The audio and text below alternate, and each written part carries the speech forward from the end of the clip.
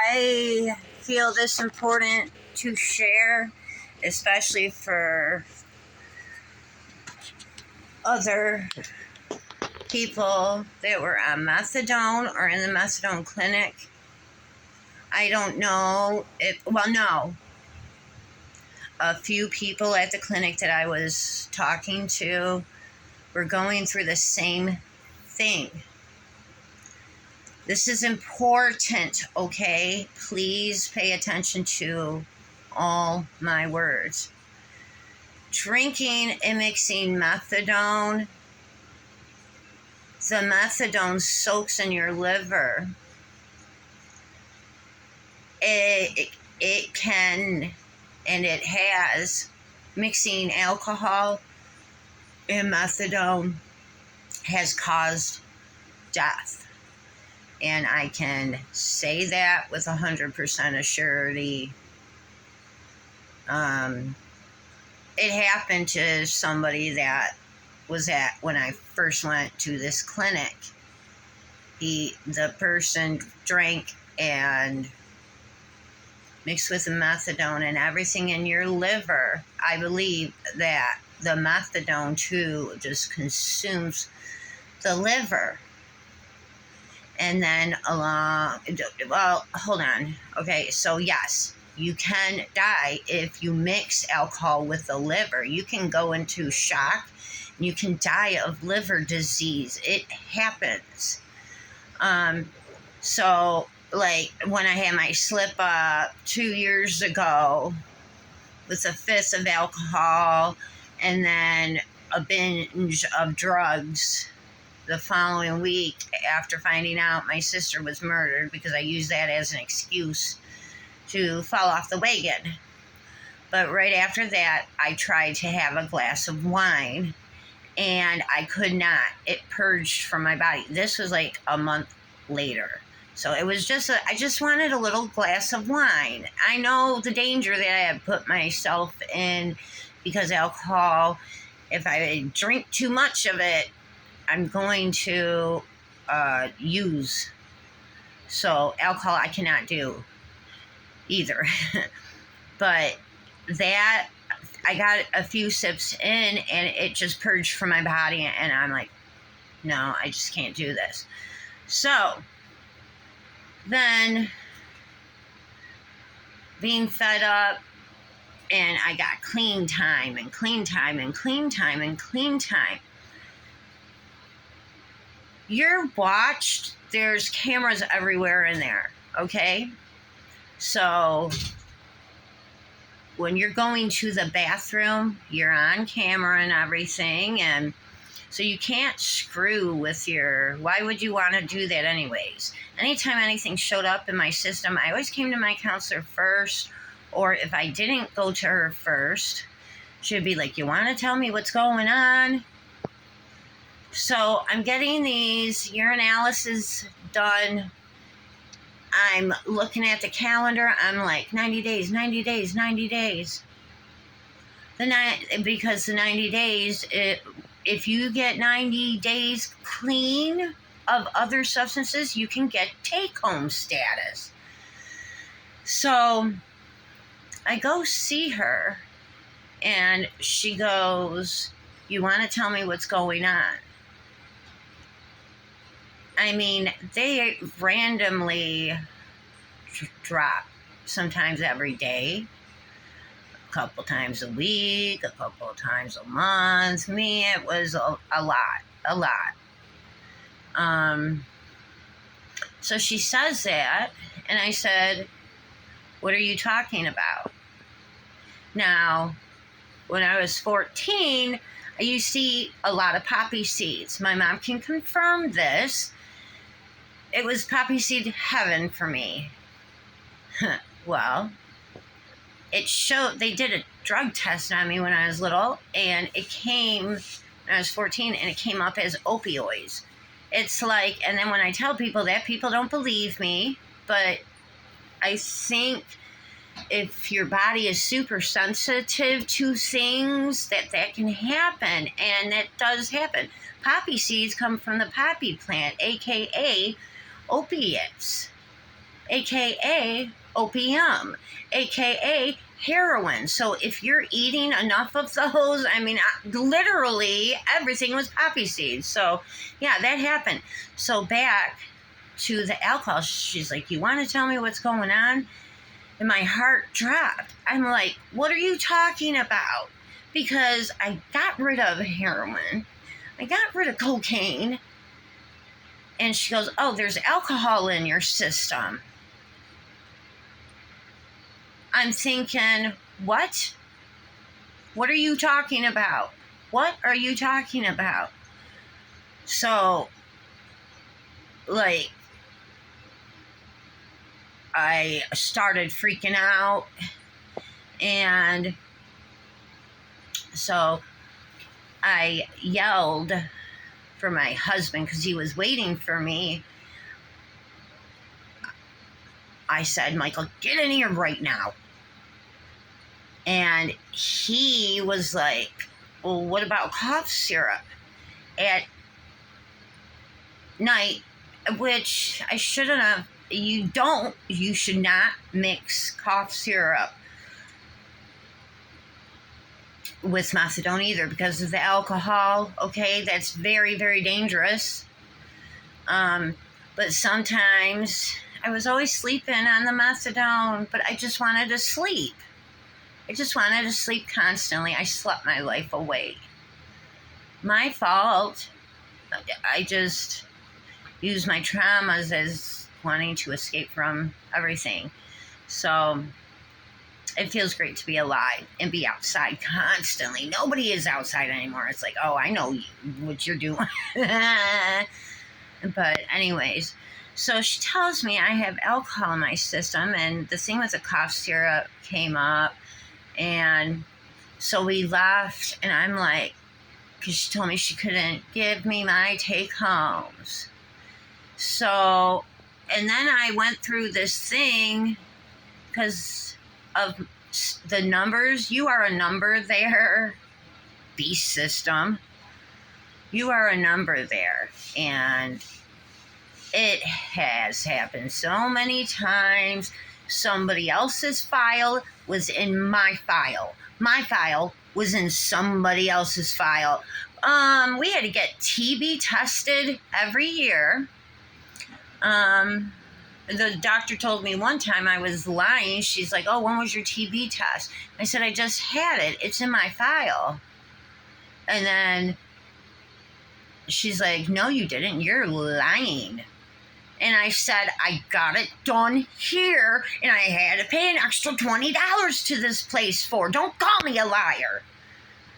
But then she shortly found my file and somebody else's, and she told the person, oh, can you tell 1414 that, yeah, I see her. So I didn't get an apology for that. Yes, addicts are usually liars and can be good liars. I've always been truthful. Why lie? Especially if people get caught. So, anyways,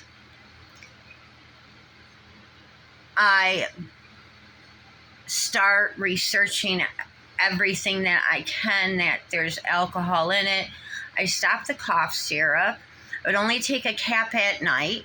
I stopped that. And then I'm finding, oh my God, so many food has the sugar alcohols.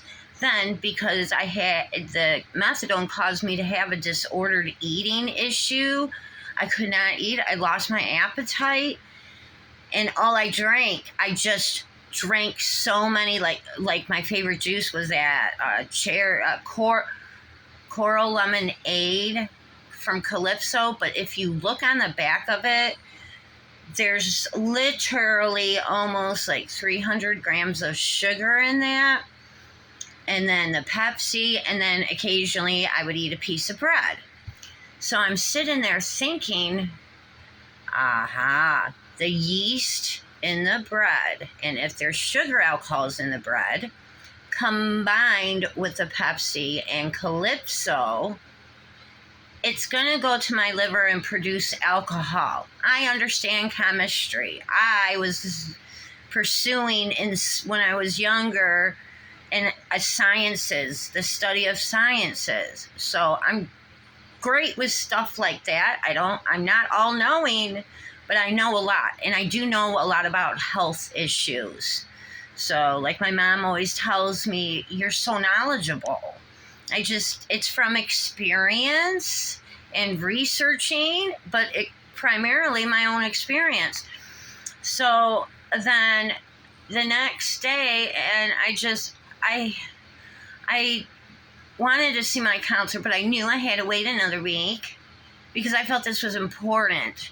So I brought the cough syrup bottle with me to the clinic, and there's 10% alcohol in it. So I showed the lady who runs it, I'm like, look, there's alcohol in this. I'm not drinking. And then I started putting my theories out there. This is in a matter of days. I'm like, I was starting to think I'm dying. And then I had my 60-day treatment review with a doctor. And she's looking at my file, and she goes, the only thing that's showing up is alcohol.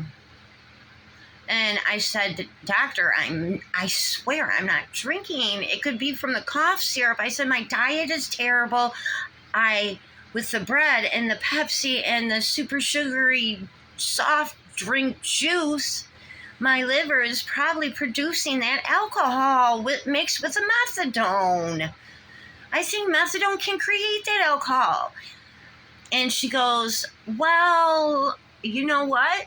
The levels that are in your system are not enough for you to be drinking. There's certain numbers, if you're not familiar, there's certain numbers. I can't remember like what legally drunk is or whatever. It's like 0.1 or something, or 1.0, or I don't know, something like that. But the doctor clearly sees that the numbers, it's not enough for me to be drinking. She knows this.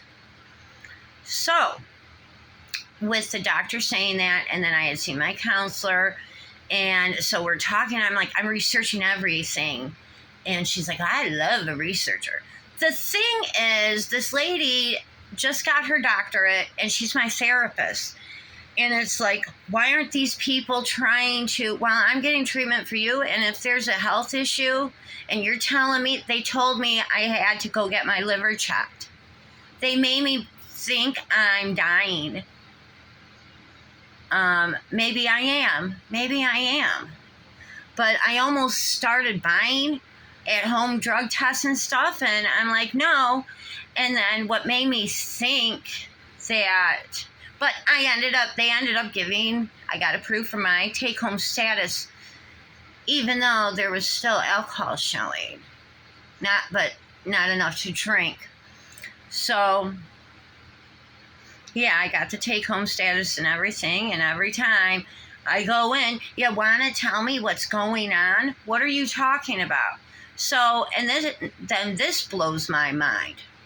This is what got to start me to think about my clinic, was fudging numbers and stuff. Because check this out. So they're supposed to send out the clinic I went to, there were hardly anyone at maybe whatever, a few hundred or whatever, but it was never busy like the typical methadone clinic. And shit, I got confused. I'm confused right now. So, are you kidding me? My mind just dropped blank. It's like I'm being prevented from sharing this. But so, yeah, I got the take-home status, and every time I see her, you want to tell me what's going on? And then the alcohol, and then the files. Oh, that's where I was. The files. So it was April. I have my take-homes. She goes, you want to tell me what's going on? Back from December, the previous December, this is what you're showing. I said, lady, it's April. How often you drop me, meaning you do that with other clients. And in the bathroom, everybody's urine sample, everybody's urine sample, there's a little door that pulls from the wall into the nursing station. And everybody's samples were in this basket together. So it's like people could, but the cameras in the clinic, so I don't think anybody can purposely mess unless I've seen sneaky stuff there that people try to do that they did get caught for. And it's like, but so anyways, yeah, I would see a big, if you're only sending out urines once a monthly, and if it's not at the temperature that if they need to be stored at, guess what? If you have them in a big bag and they're just sitting on the counter, those urines are going to produce alcohol, you assholes. It doesn't take a brain. And then I started, like, my husband's like, you're this conspiracy. I'm like, Michael, there's alcohol in my system. But he realized it was happening to other people too. People that I were talking about, I didn't volunteer the information, but these other ones were being prevented from their take-homes. Clinic! You prevented people from take-homes. You prevented everyone from knowing about the COVID thing. You were shocked to find out I had researched about COVID methadone because I thought the clinic was going to close down. I'll do another video about that.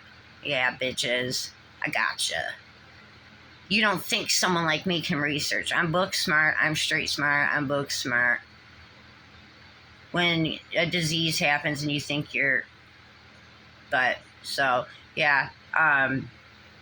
So anyways, some people that I was in conversation with, they go, I just don't know what's going on. I'm staying clean and alcohol is showing in my liver.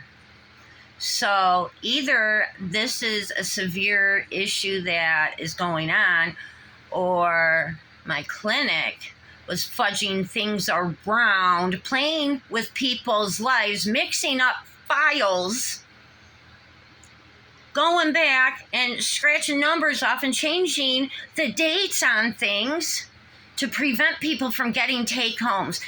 You, damn you to hell. I'm so mad at this clinic. If you may not care about this. I cared about this because I wanted to achieve to live sobriety, to be sobriety. They want you on the methadone for the rest of your life. They want you sick. They want you unhealthy. So I'm going to go. If I screwed something up in this video, I'm sorry. I'm only human. Just ask me. Just ask questions. Don't leave your especially if you don't know me and my personality type. Just, you don't know who you're talking to half the time. I'm just saying as in a whole with other people. So just ask questions. Ask questions, please. But so, it's just everything is rejecting from my body right now. So I'm going to talk about disordered eating some other time. Stay safe out there.